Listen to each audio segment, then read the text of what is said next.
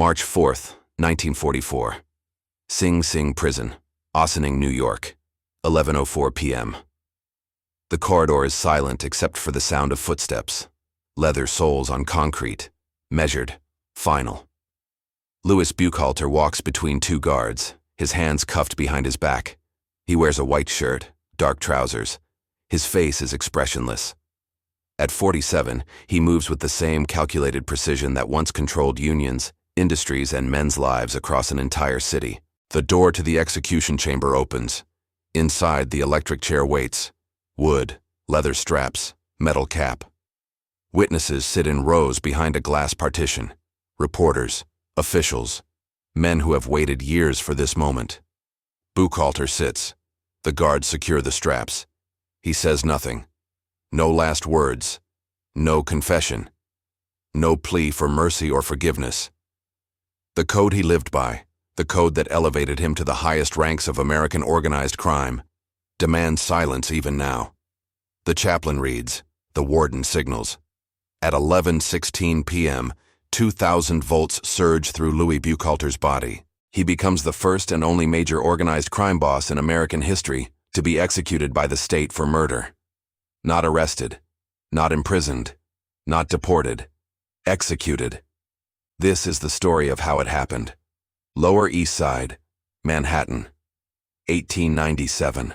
The neighborhood teems with humanity. Jewish immigrants from Eastern Europe crowd into tenement buildings along Rivington Street, Delancey Orchard. They flee pogroms, poverty, persecution. They arrive in America with nothing. They work in garment factories, push carts, peddle goods. The air smells of brine from pickle barrels, fish from the market, smoke from coal stoves. In this world, Louis Buchalter is born on February 6, 1897. His father, Barnett Buchalter, is a hardware store owner, respectable, hard-working, legitimate. His mother, Rose, is devoted to her children. Louis is the youngest of several siblings.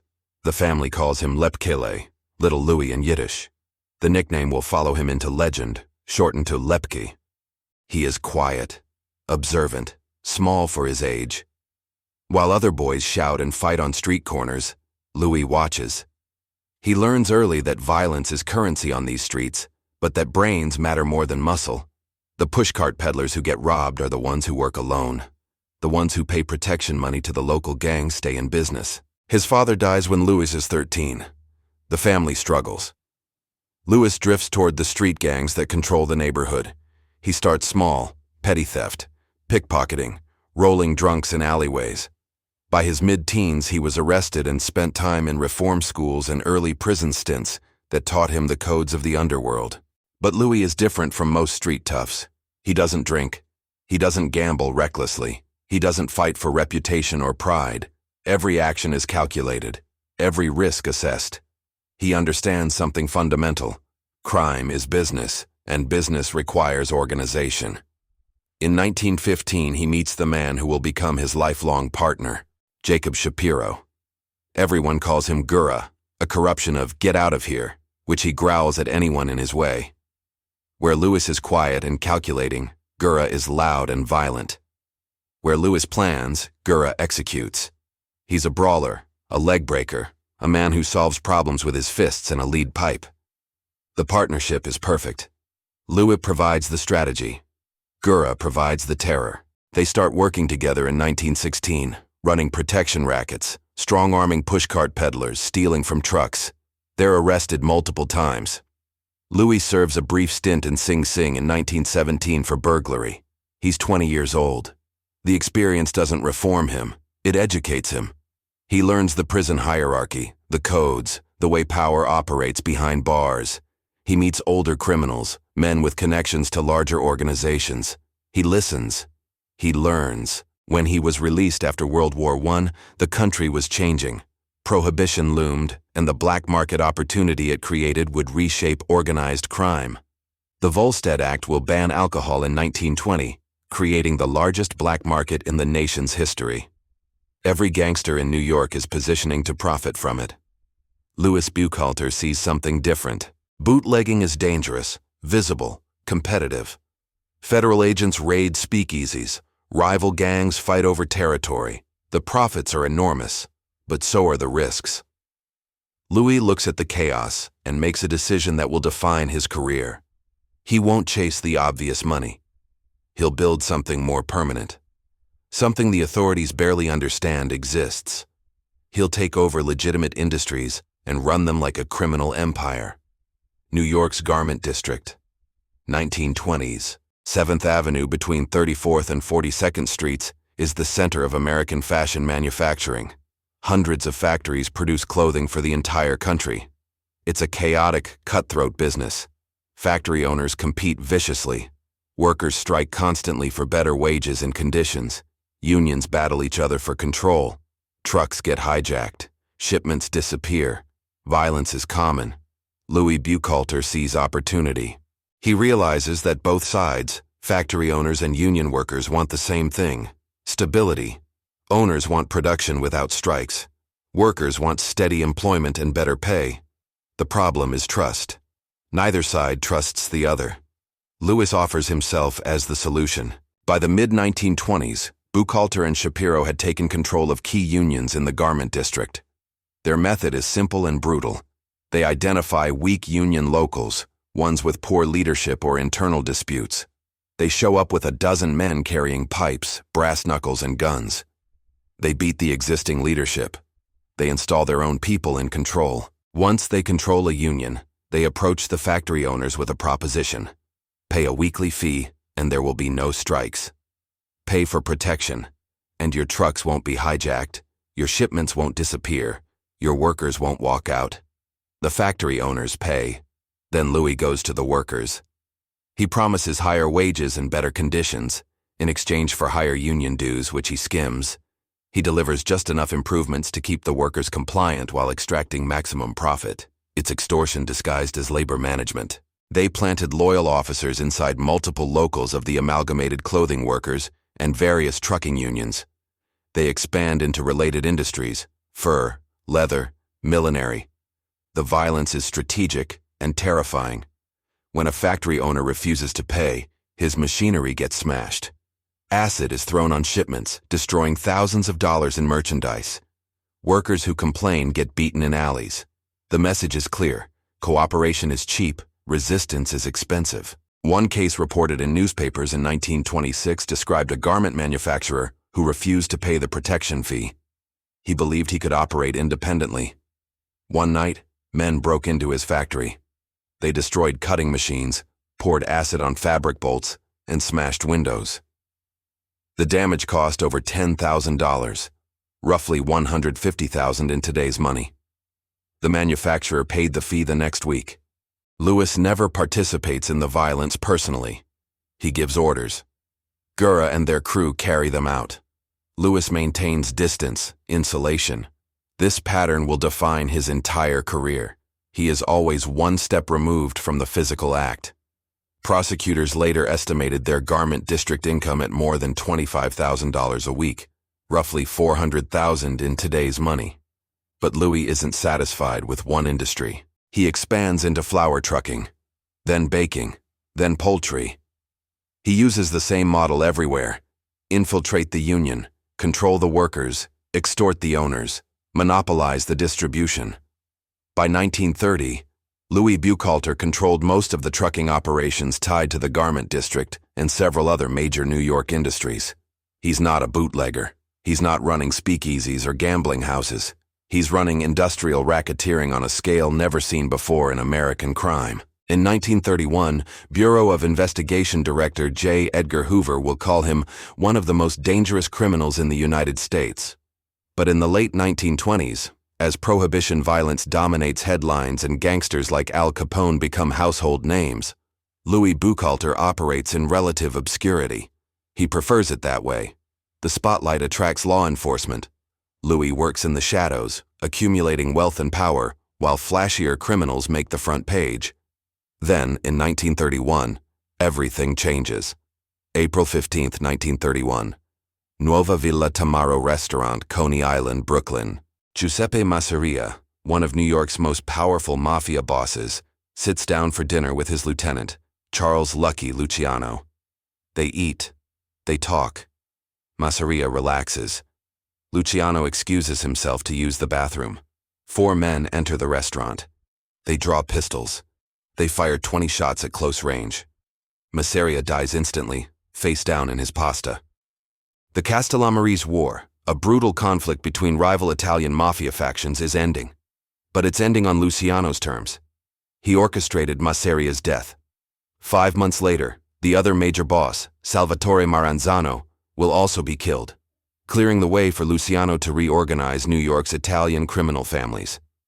What emerges is revolutionary: the Commission. Luciano, with key allies such as Meyer Lansky, helped create a national syndicate, a governing council to divide territory and settle disputes. Instead of constant warfare between ethnic gangs and territorial rivals, they propose structure. The major Italian families will be represented on the Commission. Territory will be divided. Disputes will be settled through negotiation. Major operations will be coordinated. The goal is to run organized crime like a corporation. This new structure needs enforcement. They need a way to eliminate threats without exposing the Commission bosses to prosecution. They need an organization capable of carrying out murders across state lines, done by killers with no obvious connection to the victims or the men ordering the hits. They turned to Louis Buchalter. Buchalter's organization became the syndicate's principal enforcement arm, the group commission bosses relied on when a problem needed silencing without exposing the bosses themselves. The arrangement is perfect for everyone. The Italian families get a layer of insulation. If a Jewish killer from Brooklyn murders an Italian gangster in Detroit, there's no obvious connection to the commission bosses in New York. Louis gets authority, resources, and a position working alongside the highest ranks of organized crime without being bound by mafia hierarchy or ethnic restrictions. He operates alongside the founders of the National Crime Syndicate, but unlike them, he never sits on the mafia's commission. He is their execution contractor. He begins building the organization that will become known as Murder, Incorporated. Midnight Rose's Candy Store, corner of Saratoga and Livonia Avenues, Brownsville, Brooklyn. From the outside, it's unremarkable. A small storefront, candy, newspapers, egg creams. Rose Gold, the owner, is elderly, harmless looking. Neighborhood kids come in for sweets. Inside, in the back room, is the operational headquarters of the most efficient murder-for-hire organization in American criminal history.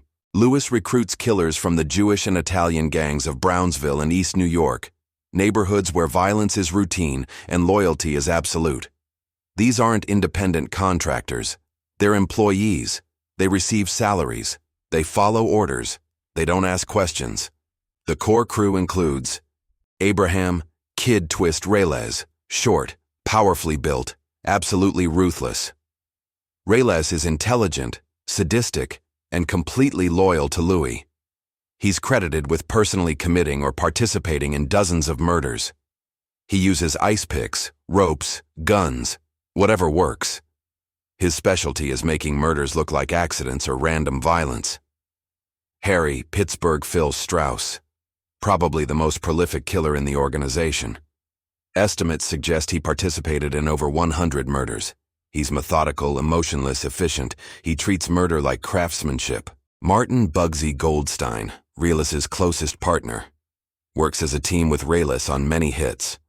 Known for his willingness to kill anyone, anytime, without hesitation. Albert Tannenbaum, quieter, more thoughtful than the others. He'll later become a crucial witness against Louis. He participates in murders across multiple states. Ali "Tick-Tock" Tannenbaum, another reliable killer. Careful, precise, follows orders exactly. The organization operates with corporate efficiency. When a contract is issued, usually by Louis on behalf of the commission, the process is systematic. 1. The contract is assigned. Louis receives the order from commission bosses. Orders are almost always verbal, deniable by design. He assigns the contract to a specific team, usually pairing Jewish and Italian killers to avoid ethnic connections that could be traced. 2. Surveillance. The killers study the target. They learn routines, habits, vulnerabilities. They identify when and where the target is most exposed. 3. The hit. The murder is executed quickly, professionally. Killers often travel from out of state to avoid recognition. They use stolen cars with switched plates. They dispose of weapons immediately. 4. The cleanup. Bodies are hidden, burned, buried in quicklime, or dumped in remote locations. Witnesses are intimidated or eliminated. Evidence disappears. 5. The report. The team returns to Brownsville and reports to Louis. He confirms completion and passes the information up to whoever ordered the hit. The scale is staggering. Later investigations and witness testimony suggested Murder, Inc. may have carried out several hundred contract killings between the early 1930s and 1940. The precise number remains disputed. Many bodies were never found. Many murders were never connected to the organization. The victims are gangsters who steal from the commission, informants who cooperate with police, union leaders who resist control, business owners who refuse to pay, and anyone else deemed a threat to the syndicate's operations. Louis is insulated. He gives orders to Reles, Strauss, and the others. They carry them out. Louis never touches a weapon. He never visits crime scenes. He's rarely even in the same city when a murder happens. For nearly a decade, the system works perfectly. October 23, 1935, Palace Chop House, 12 East Park Street, Newark, New Jersey. 10:15 p.m. Dutch Schultz sits in a booth with 3 associates. Otto Abadaba Berman, his financial advisor, Abe Landau, his bodyguard, and Bernard Lulu Rosenkrantz, another trusted enforcer.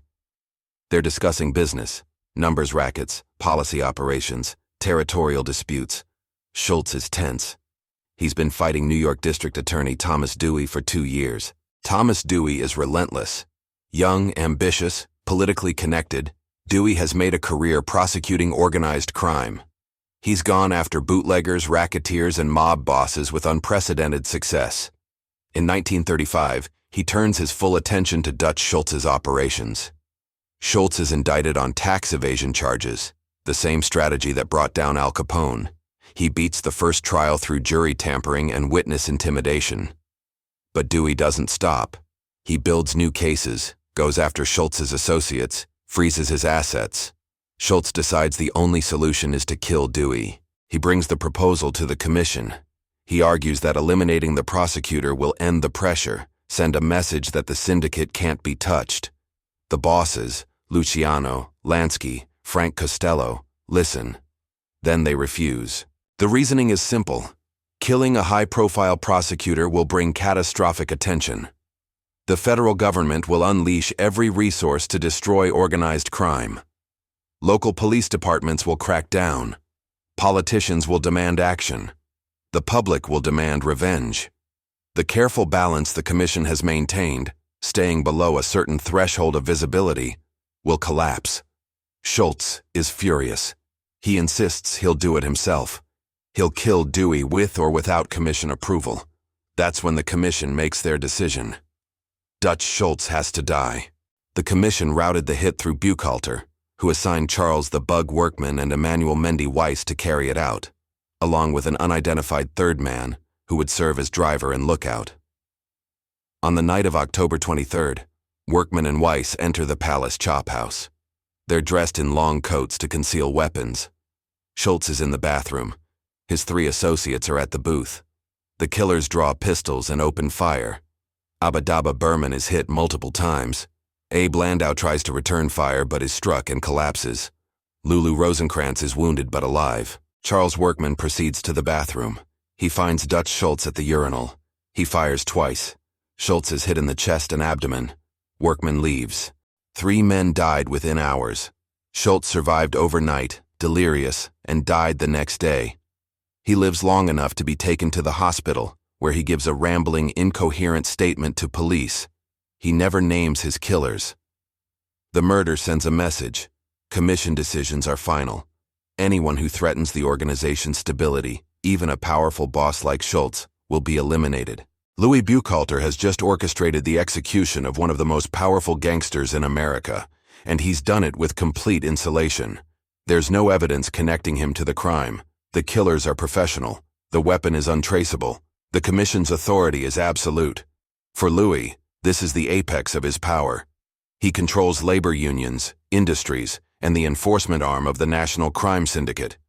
He's wealthy, feared, and untouchable. But Thomas Dewey is still alive, and he's more determined than ever. Thomas Edmund Dewey, born March 24, 1902 in Owasso, Michigan, the son of a newspaper editor, a trained singer who briefly considered an opera career before choosing law. He graduates from Columbia Law School in 1925 and joins the U.S. Attorney's Office in Manhattan. Dewey is brilliant, ambitious, and incorruptible. In a system where judges are bought, police take bribes, and politicians protect gangsters, Dewey is an anomaly. He can't be intimidated. He can't be paid off. He builds cases meticulously, using forensic accounting, wiretaps, and relentless witness pressure. In 1935, he's appointed special prosecutor to investigate organized crime in New York. He assembles a team of investigators, accountants, and lawyers. They target the highest-value criminals: Lucky Luciano, Louis Buchalter, Jimmy Hines, and others. In 1936, Dewey successfully prosecutes Luciano on compulsory prostitution charges. Luciano receives 30 to 50 years in prison.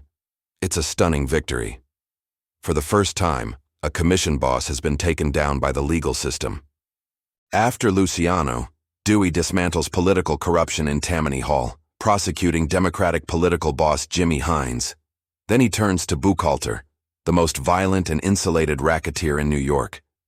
He begins investigating the garment district rackets, the trucking monopolies, the union infiltration. He subpoenas factory owners, union officials, and workers. He offers immunity to low-level criminals willing to testify. He follows the money, tracking payments, bribes, and extortion proceeds through shell companies and front businesses. Lewis understands the threat. Dewey isn't just prosecuting individual crimes, he's dismantling the entire structure. If Dewey succeeds, decades of work will collapse. In 1937, Dewey secures indictments against Louis Buchalter and Gura Shapiro on charges of racketeering, extortion, and conspiracy. The charges carry significant prison time. Arrest warrants are issued. Louis and Gura make a decision. They'll go into hiding. On October 1, 1937, they disappear. For 2 years, Louis Buchalter is a ghost. He moves constantly.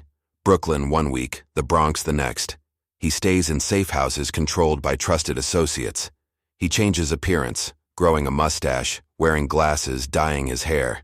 He never stays in one location more than a few nights. Gura Shapiro is with him initially, but the strain is too much. In April 1938, Gura surrenders. He's arrested, tried, and sentenced to 15 years for racketeering. He'll die in prison in 1947. Lewis continues running, but life underground is corroding his empire. He can't manage operations directly. He can't meet with commission allies. His income drops. His control weakens. Rivals begin encroaching on his territories. The industrial rackets start fragmenting. Worse, his paranoia grows. Every person is a potential informant. Every phone call might be traced. Every associate could be cooperating with Dewey. Before Buchalter even goes into hiding, he makes a fatal mistake. September 13, 1936. 725 Sutter Avenue, Brownsville, Brooklyn.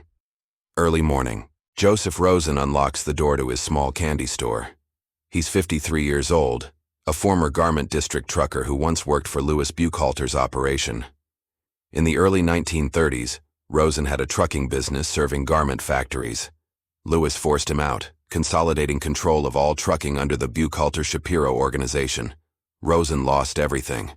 Now he runs a tiny candy store, barely making enough to survive. He's bitter, he's angry, and he's been talking. According to later testimony, Rosen has been complaining to anyone who'll listen about Louis Buchalter destroying his business.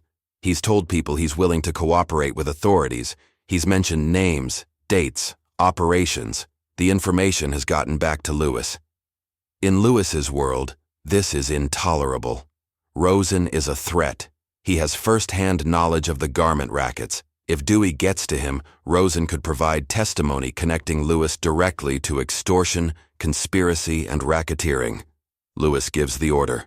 Rosen has to go. The contract is assigned to a team that includes Emmanuel Mendy Weiss and 2 other killers.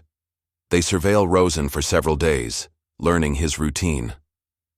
Every morning, he opens his store around 7 a.m. He's usually alone. On the morning of September 13th, the killers wait in a stolen car near Sutter Avenue. Rosen arrives, unlocks the store, steps inside. The killers follow. They draw pistols. They fire 17 shots at close range. Rosen dies instantly, slumped behind the counter. The killers leave. The car is abandoned 3 blocks away and later burned. The weapons are thrown into the East River. No witnesses come forward. The police investigation goes nowhere.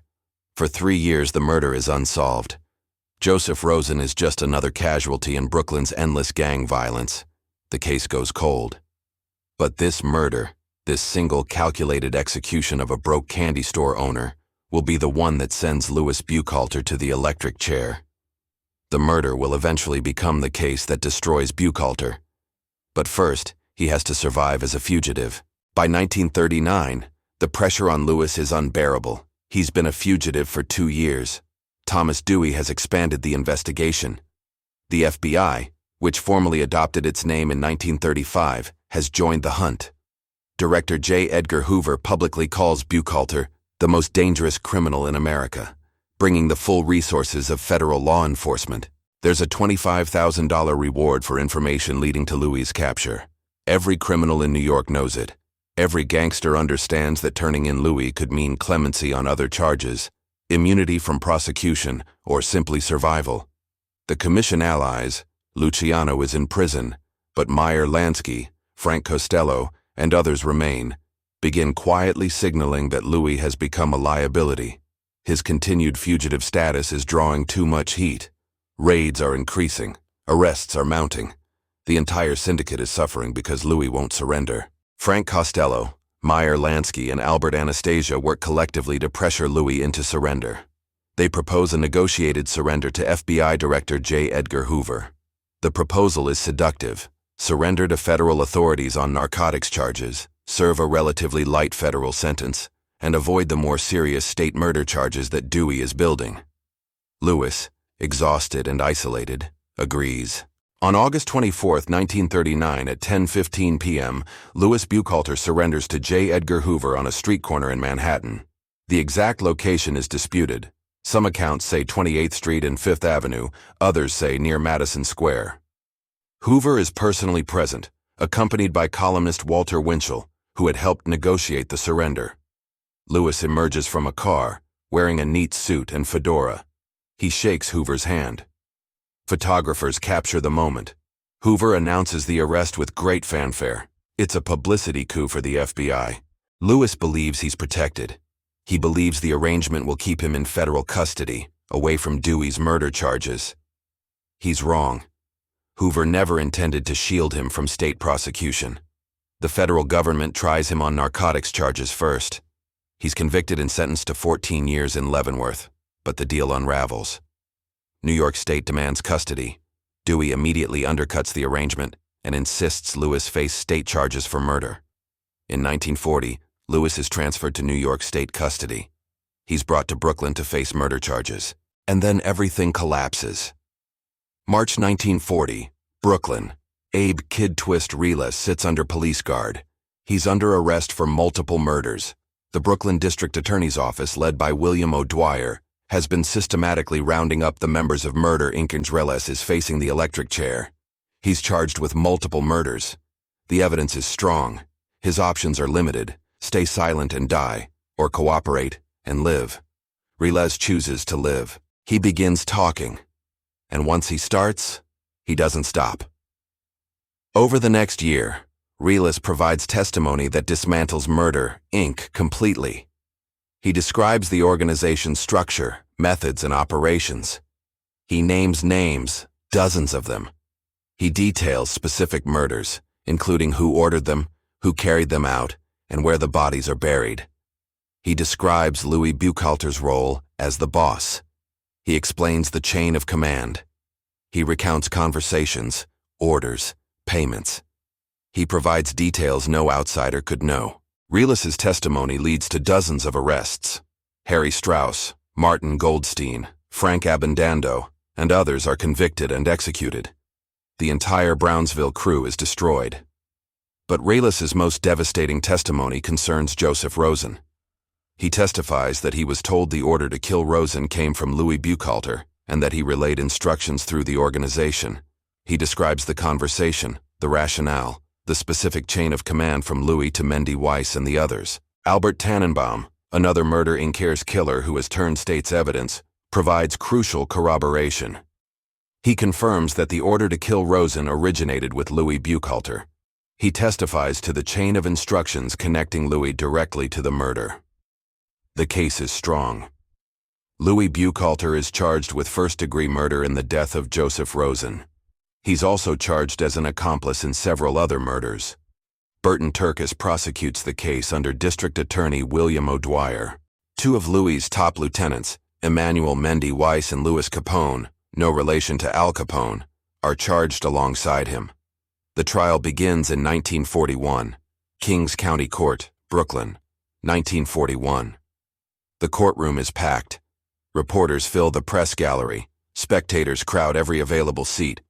Louis Buchalter sits at the defense table flanked by expensive lawyers. He's composed, expressionless. He wears a dark suit. His hair is graying. He's 44 years old. Mendy Weiss and Louis Capone sit beside him, also represented by high-priced attorneys. The prosecution's case is straightforward. They'll prove that Louis Buchalter ordered the murder of Joseph Rosen and that Weiss and Capone carried it out. They have two star witnesses, Abe Reles and Albert Tannenbaum. Reles takes the stand. He testifies for days. He describes murder, Inky's operations in meticulous detail. He explains how contracts were issued, how hits were planned, how bodies were disposed of. He names Louis as the absolute boss, the man who gave final approval for every major murder. Then he describes the Rosen contract specifically. He testifies that he was told Buchalter wanted Rosen killed because Rosen was cooperating with authorities and threatening to expose the garment district rackets. He describes how the order was passed down through the organization to Mendy Weiss. Under cross-examination, defense attorneys attack Reles's credibility. They point out he's a murderer testifying to save his own life. They suggest he's lying to gain favor with prosecutors. They note inconsistencies in his various statements, but Reles doesn't break. He's prepared. He's rehearsed. He sticks to his story. Albert Tannenbaum testifies next. He confirms that the order to murder Rosen originated with Louis Buchalter. He describes the chain of command through which murder contracts flowed from Louis to the killers. He provides details about Louis's role in ordering murders that corroborate Reles's testimony. The defense calls character witnesses who claim Louis is a legitimate businessman. They argue that Reles and Tannenbaum are unreliable criminals whose testimony was bought with immunity deals. They suggest the prosecution is relying on accomplice testimony from murderers with incentives to lie. The case rests heavily on accomplice testimony, which the defense attacks as inherently unreliable. But the prosecution has corroborating witnesses and circumstantial evidence linking the defendants to the crime. The jury deliberates for hours. On November 30th, 1941, they return with a verdict. Guilty. First-degree murder. All three defendants. Under New York law, the sentence is mandatory. Death in the electric chair. Louis Buchalter shows no emotion. Mendy Weiss stares at the floor. Louis Capone remains motionless. The judge sets the execution date. Appeals will follow. The case will go to the New York Court of Appeals. It will reach the U.S. Supreme Court. Every possible legal avenue will be pursued. But the outcome is already determined. Louis Buchalter, the man who ordered hundreds of murders, insulated himself from every investigation, and controlled criminal operations across an entire city, has finally been caught by the one thing he couldn't control: witnesses from within his own organization. The system he built, loyalty enforced by fear, silence maintained by murder, has turned against him. The killers he employed to protect the syndicate have become the witnesses who will destroy him. The appeals process moves through 1942 and 1943. Louis's attorneys argue that the trial was unfair, that Reles's testimony was coerced, that the evidence was insufficient, that the jury was prejudiced. Every appeal is denied. The New York Court of Appeals upholds the conviction in 1943. The U.S. Supreme Court refuses to hear the case. Governor Thomas Dewey, the same prosecutor who pursued Louis for years, is now in a position to grant clemency. He refuses. Louis remains in Sing Sing's death house, awaiting execution alongside Mendy Weiss and Louis Capone. They occupy separate cells, isolated from the general prison population. They're allowed minimal contact with attorneys and family. They spend 23 hours per day in their cells. During this time, there's speculation that Louis might cooperate, that he might provide information about the Commission's operations, name corrupt politicians and judges, expose the syndicate's inner workings in exchange for a commuted sentence. He doesn't. Louis Buchalter maintains silence. He follows the code to the end. He won't become a rat. He won't give prosecutors the satisfaction. Whatever secrets he knows about the Commission, about corrupt officials, about unsolved murders, he keeps them. Some historians speculate about Louis's motivations for silence, whether he feared retaliation against family members, whether he still believed in eventual political rescue, or whether it was simply pride. The man who spent his entire career as the one who gave orders would not, even facing death, surrender that identity by becoming an informant. Meanwhile, on November 12, 1941, before Buchalter's appeals could be fully exhausted, Abe Reles died under suspicious circumstances. While in protective custody at the Half Moon Hotel in Coney Island, Reles fell from a 6th-floor window.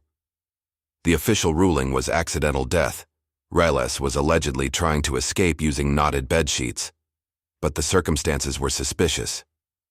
The guards who were supposed to be watching him were asleep or absent. The bedsheet rope was inadequate for the distance. Many believed Reles was murdered, thrown from the window by corrupt police officers working for the mob.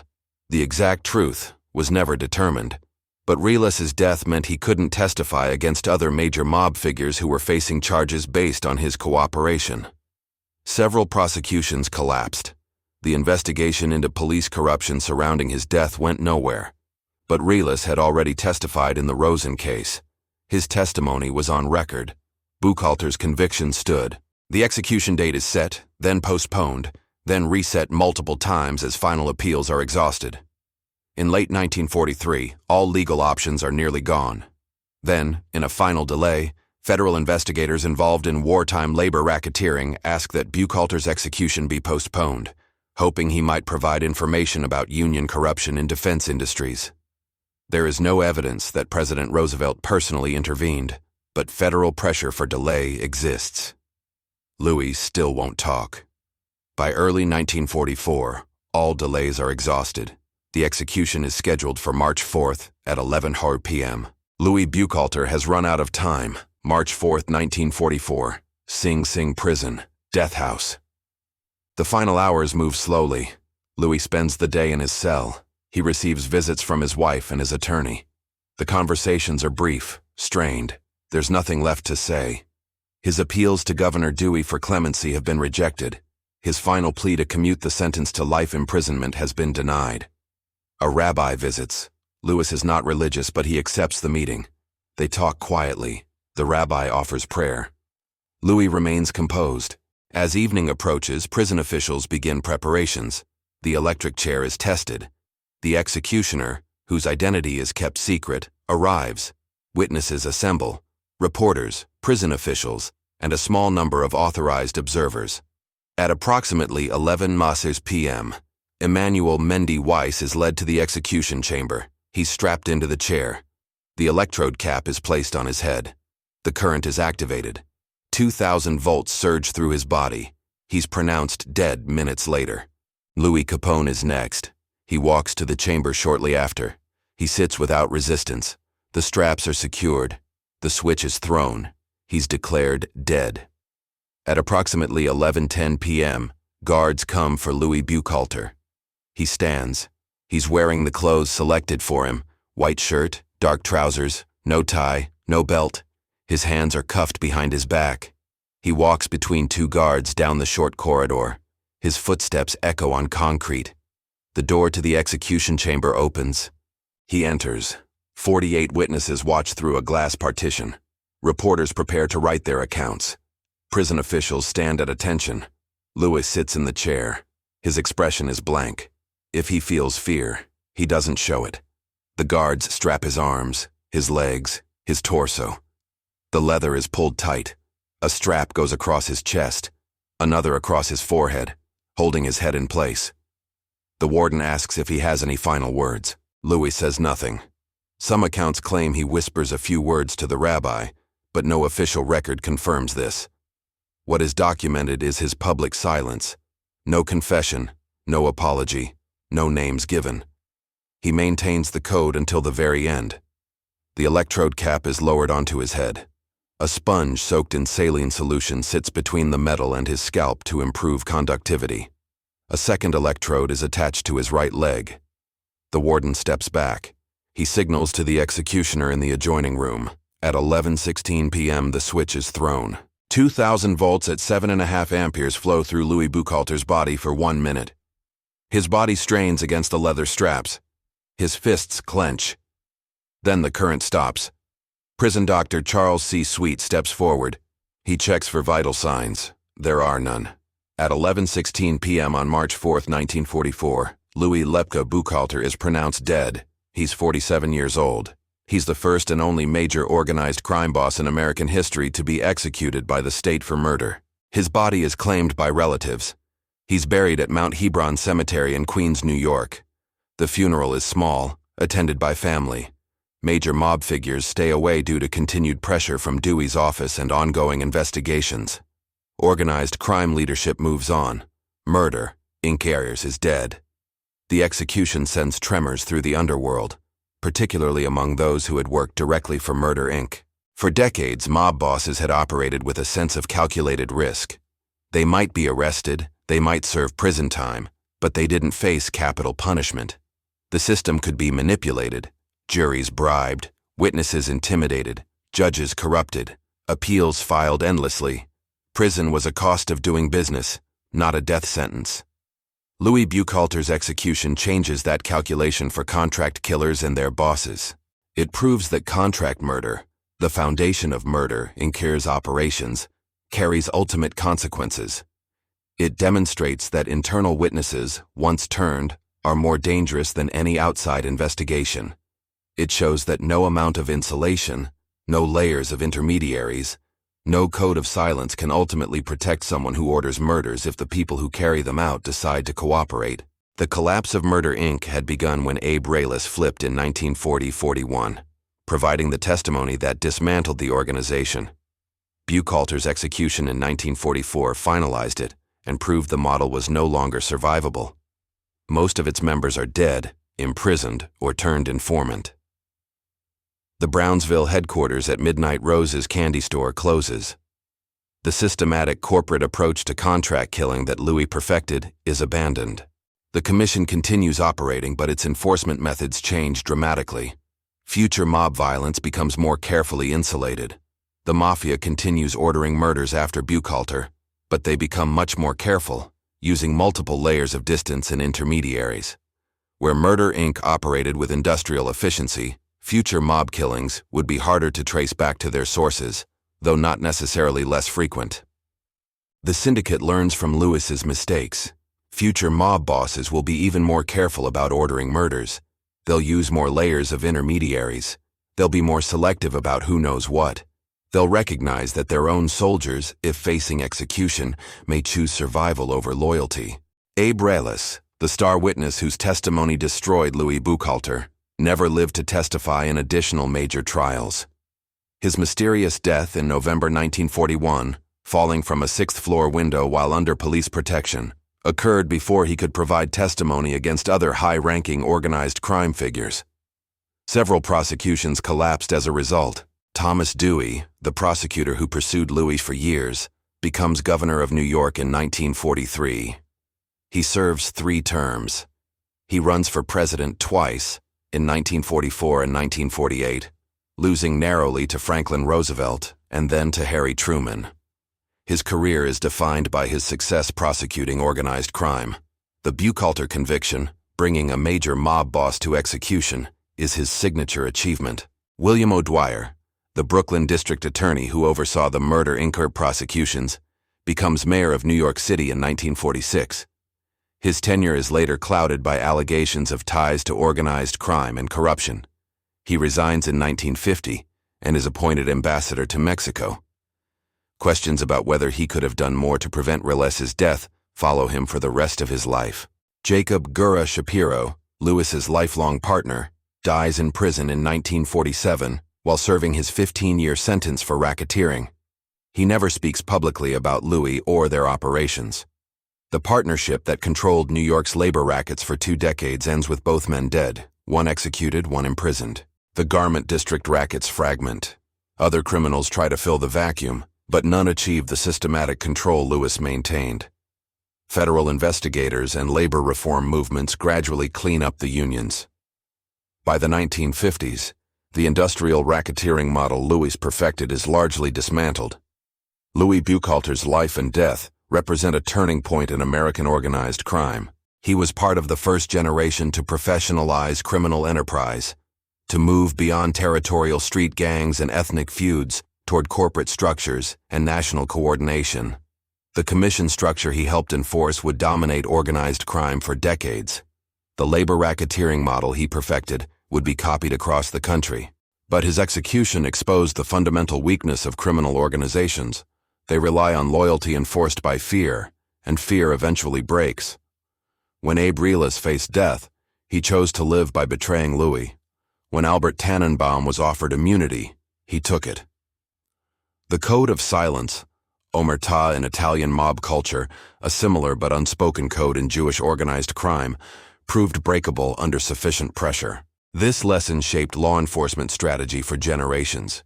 Federal prosecutors learned that the most effective tool against organized crime wasn't surveillance, wiretaps, or financial investigation, though all were important.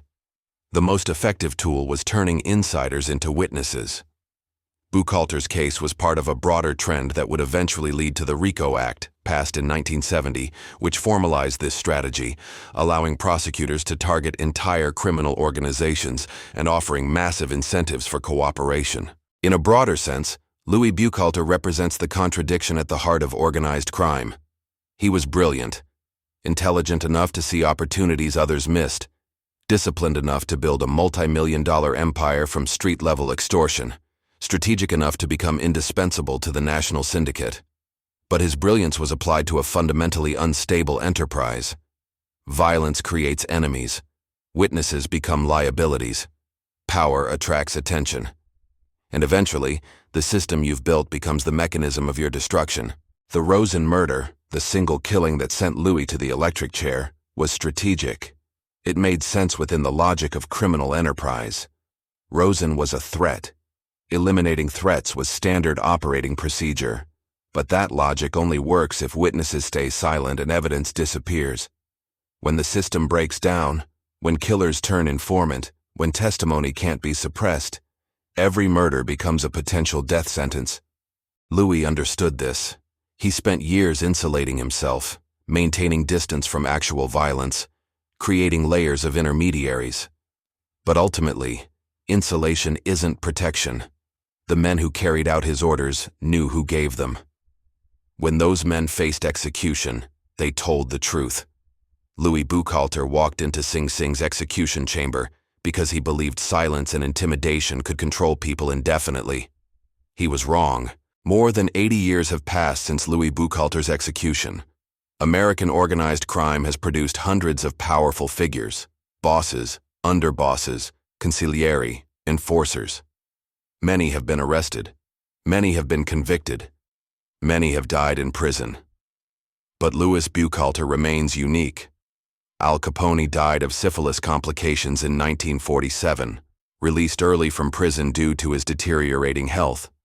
He was never executed. Lucky Luciano was deported to Italy in 1946 after his prison sentence was commuted. He died of a heart attack in 1962. He was never executed. Meyer Lansky died of natural causes in 1983, having never served significant prison time despite decades of criminal activity. He was never executed.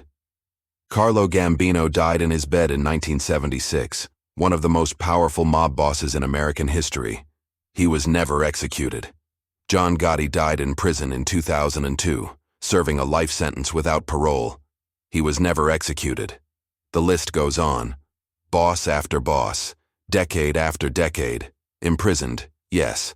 Killed by rivals, yes. But not executed by the state for murder. Louis Buchalter is the exception. The only major organized crime boss to be strapped into an electric chair and executed for a specific murder contract. Why? The answer is timing and circumstance. Louis was caught at the exact moment when prosecutors had the tools to build an airtight murder case, cooperative witnesses with first-hand knowledge, physical evidence, and crimes recent enough to prosecute. He was caught before the legal reforms that would later restrict capital punishment. He was caught in New York State, which had the electric chair and the political will to use it. And he was caught having ordered a murder that could be directly connected to him through witness testimony. Every other major mob boss either avoided murder charges entirely, beat them through witness intimidation, or was charged in federal court where capital punishment was rarely sought for murder for hire. Louis hit the precise intersection of state prosecution, capital murder charges, and unimpeachable witness testimony. But there's something else. Louis represented a specific type of criminal, the industrial racketeer who used murder as a business tool. He wasn't a passionate killer. He wasn't a crime boss who personally carried out violence. He was a manager who ordered killings the way a corporate executive might order layoffs. Cold, calculated, strategic. That made him particularly threatening to society. Passionate violence can be controlled through law enforcement presence. Organized violence run like a business, systematic, insulated, efficient, is far more dangerous. The state needed to send a message. Murder as corporate policy carries the ultimate penalty. The execution of Louis Buchalter was that message. March 4, 1944.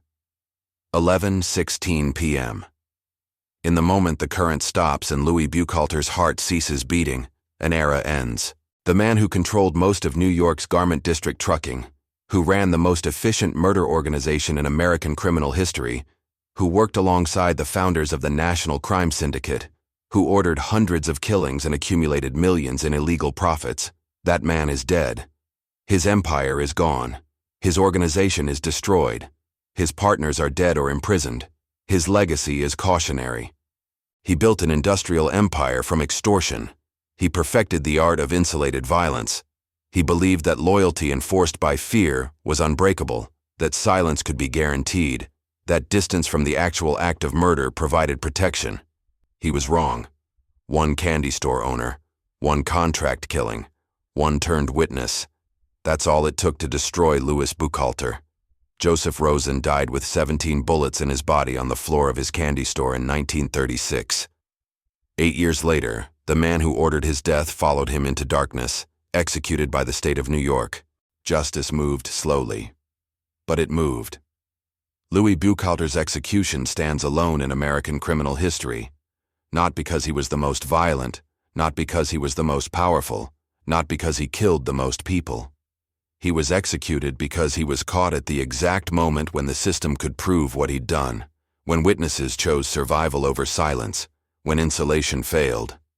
Every mob boss who came after learned from his mistake. They learned to be more careful, more distant, more protected. They learned that contract murder, if traceable, is a death sentence. Louis Buchalter learned too late. The electric chair that killed him in Sing Sing on March 4, 1944, is long gone. The death house has been demolished. The witnesses are dead. The prosecutors are dead. The mobsters who knew him are dead. But the lesson remains. No one is untouchable. No code of silence is unbreakable. No amount of insulation can ultimately protect someone whose business is murder when the people who carry out that business decide to save themselves. Louis Lepke Buchalter thought he was different. He thought he was smarter, more careful, more protected than Dutch Schultz or Al Capone, or any of the flashy gangsters who burned bright and burned out. He was wrong. He died strapped to a chair, 2,000 volts ending what bullets, arrests, and prison couldn't. His belief that murder was just business, and business could be managed. In the end, murder wasn't business. It was evidence, and evidence once spoken aloud by men who chose to live, became a death sentence. Louis Buchalter remains the only major American mob boss ever executed by the state. The first, the last, the only one. That distinction is his legacy, a warning carved in wood, leather, and electricity. A warning that went unheeded by many who followed, but was learned by some. A warning that in the world of organized crime, where death is currency and silence is survival, the man who orders the killing can still end up on the receiving end of justice. Sometimes, not always, but once was enough to prove it possible. March 4th, 1944. 11:16 p.m. Sing Sing Prison. Louis Buchalter's heart stops. The only mob boss to receive the death penalty becomes the only mob boss to receive the death penalty. History closes the file. The electric chair stands empty. Until the next time it's needed.